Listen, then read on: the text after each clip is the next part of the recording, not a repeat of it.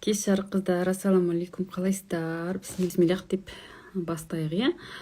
Ақша жайлы теріс түсініктеріңізді қазір маған жазсаңыздар екен. Не нәрсе сіздерге табысты болуға мешать етіп жатыр? Не нәрсе сіздерге бір істі бастауға не мешать етіп жатыр?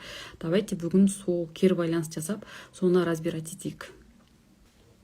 Установка. Ақша ақыретті ұмыттырады деген ба? Ақша ақыретті ұмыттырады деген установка. Қыздар, мен не деп айттым? Үйдің тірлігі балашаға бар, соның барлығына үлгере алмаймын ба деген қорқыныш менде. Жолдасым маған үлгер бәріне деп сөйлейді, ал жұмысқа шықсам бәрі шашылып жайрап кетеді, үй тірлігіне ресурс жетпейді. Жақсы, түсінікті.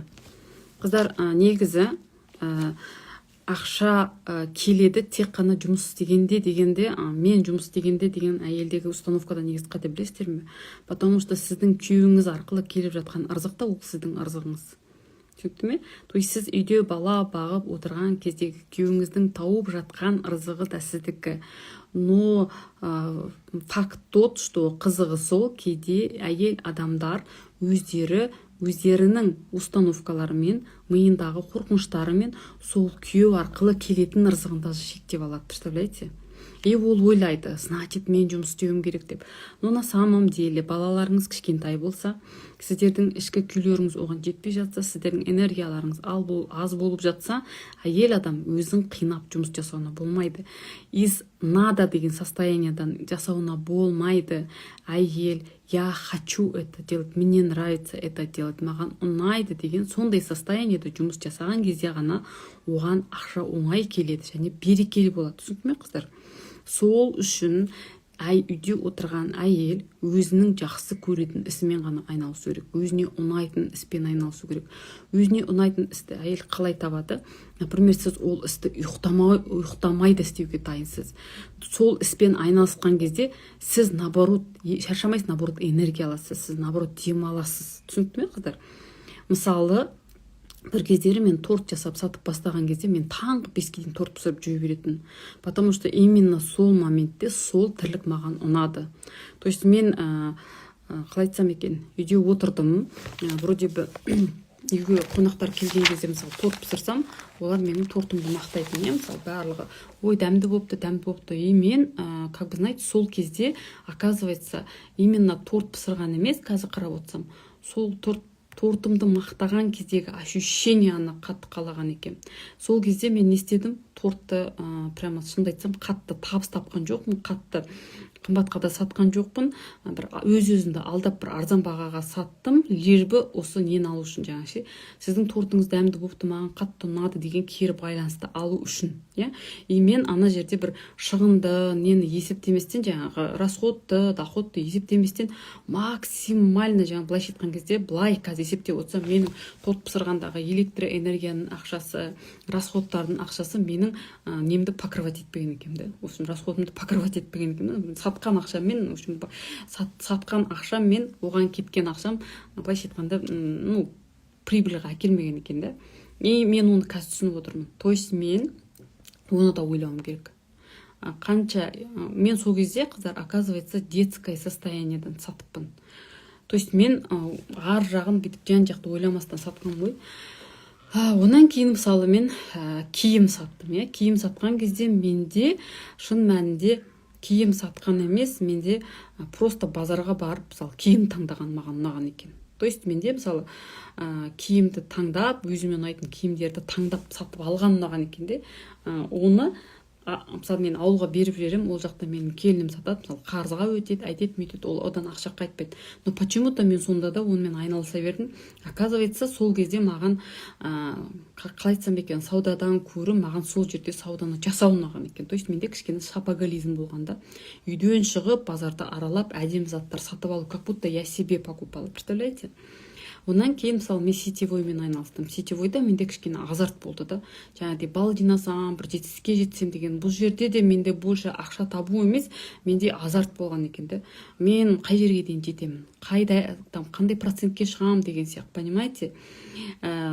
Тоже үйде отырған кезде, жаңағы қалай айтсам екен, қыздар, бейсаналы түрде мен істегенмін, саналы түрде әрекет жасамағым. Мен саналы түрде, как бизнесмен сияқты, каждый шагымды есептеп, мынау осылай істесем ол маған қандай доход әкеледі, түбінде қандай пайда болады, минусы қайсы, плюсы қайсы деген сияқты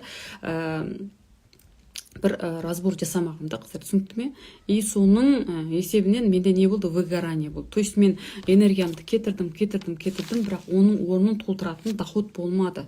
То есть менің энергиямның орнын толтыратын доход болмаған кезде менде не болды? Выгорание болды. Менің миым айтты да, сен соншама шапқылап жатсың, таңғы 5-ке дейін ұйықтамай осы тортты пісіріп жатсың, кәне сонан тапқан ақшаң кәне, сол тапқан ақшаға мені қуантқаның қане деді. То есть мысалы біз жұмыс істейміз ғой, қыздар, ақша табамыз, ақша тапқан кезде сол ақшадан өзімізге бір приятный нәрсе істеуіміз керек. Өзіңізге бір жақсы көйлек аласыз ба, білмеймін, өзіңізге бір мелочь бір зат аласыз ба, там білмеймін, шашыңызға тағатын резина алсаңыз да, бір жылтырақ алсаңыз да, сіз мына миыңызға работать это приятно деген связь орнатуыңыз керек ше. А когда әйел пашет, сондай әйелдер бар да, мысалы бір ай бойы демалмай жұмыс істейді, ақша табады, бірақ өзіне ештеңе алмайды. Осындай кезде мида выгорание деген нәрсе болады, қыздар. То есть біз бір ай денемізді есек сияқты жұмысқа жегенімізде, бірақ оның қайтарымын бермейміз. Мысалы біз демалмаймыз, біз мысалы спаға бармауымыз мүмкін, массажға бармауымыз мүмкін, мысалы өзімізге бір приятный нәрсе алмауымыз мүмкін. Сол кезде бізде баланс жоғалады да. То есть біз өзіміз береміз, бірақ алмаймыз, өзімізге салмаймыз. Түсінікті ме? А когда сіз ақшаны табасыз да, бірақ түгел өзіңізге жаңағыдай қалай айтсам екен, түк қалдырмай шашып атынан чувство вины оянатын болса, ол да дұрыс емес. То есть ойбай, мен ұстап қойдым ғой, мен өзіме ұстап жатырмын ғой, мен өзіме шашып жатырмын ғой деген сияқты кейбір әйелдерде болады да.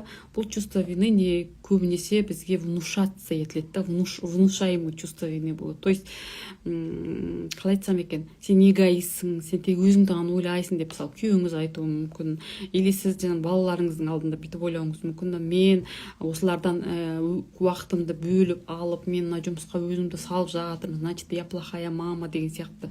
Но на самом деле, қыздар, мен айтып отырмын ғой, әйел негізі жұмыс істеген кезде имеет право только өзіне ресурс жинау үшін ғана жұмыс істеуге. То есть өзін бақытты сезіну үшін, жаңағыдай қалай айтсам екен, өзін қуанту үшін, негізі қыздар, жаман ана деген понятие жоқ, шарқыш ана деген понятие жоқ, тиран ана деген понятие жоқ, ресурсы жоқ ана деген понятие бар.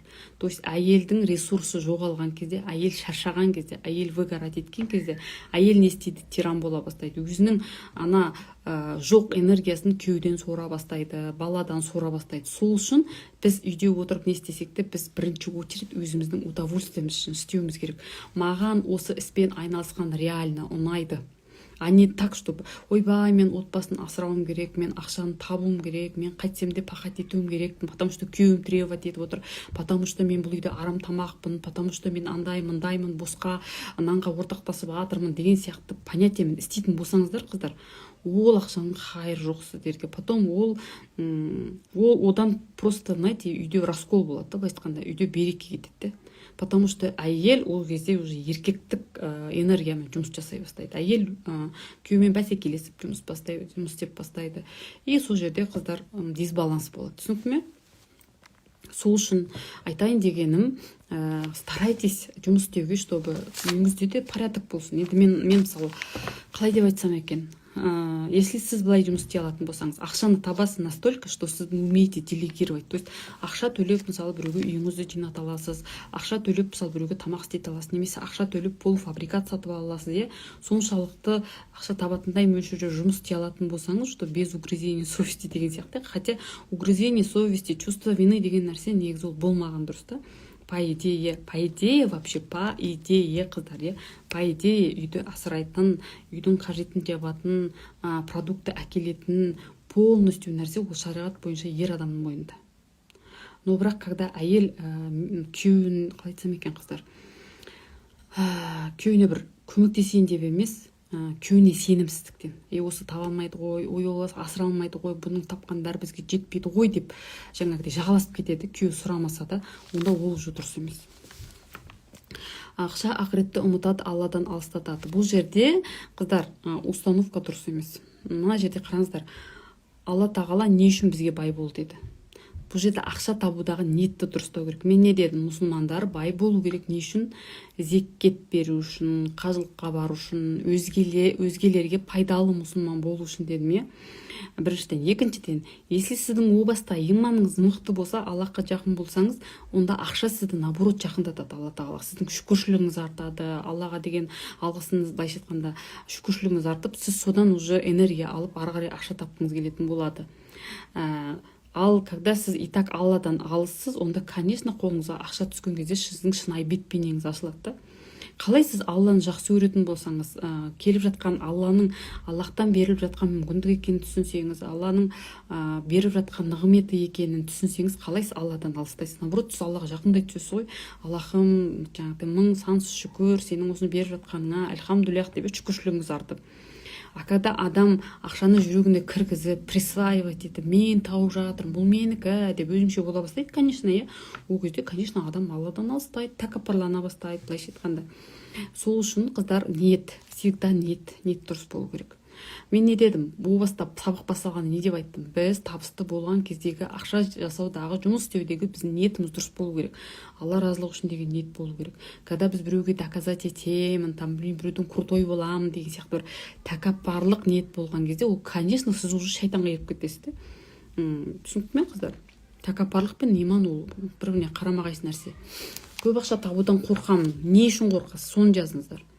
Не үшін? Адам неге қорқады көп ақша табудан? Потому что көп ақша тапқан кездегі ақшадан қорқпайды адам. Ақша тапқан кездегі өзінің состояниесінен қорқады. Ақша тапқан кездегі өзгерістен қорқады. Көп ақшалы болған кездегі жауапкершіліктен қорқады. Сол ақша табудың жолындағы проблемаларды өзі шешуден қорқады, мысалы. Түсінікті ме, қыздар? Или сол ақша бай болған кездегі образынан қорқады. Мен оны түсіндіріп айттым алдыңғы сабақта, что байдың образы всегда біздің миымызға противный, чмо, там, білмеймін, жестокий, сондай образды біз қалыптастырып алғанбыз. Біз бай болудан қорқамыз. Біз бай болудан емес, сол бай сияқты противный болудан қорқамыз. Сол бай сияқты бізді елдер жек көріп кетеді деген ойдан қорқамыз. Түсінікті ме, қыздар?